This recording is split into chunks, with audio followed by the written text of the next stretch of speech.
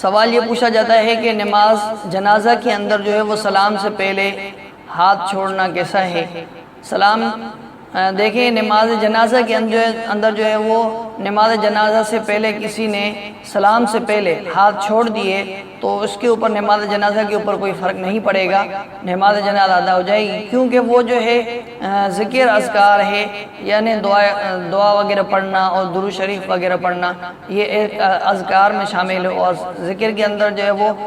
ملحوظ آداب ہے، تو اس وجہ سے ہاتھ باندھے ہوئے تھے، تو اگر کسی نے جو ہے وہ سلام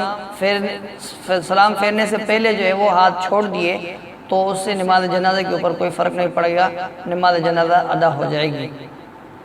اور دوسرا سوال یہ پوچھا جاتا ہے کہ قربانی کے اندر جو ہے وہ عقیقے کا حصہ شمار کرنا، عقیقے کا حصہ جو ہے علیحدہ سے مقرر کر دینا، رکھ دینا، تو کیا اس کے اوپر جو ہے وہ قربانی ادا ہوگی یا نہیں ہوگی، یا قربانی کے اوپر کوئی فرق پڑے گا؟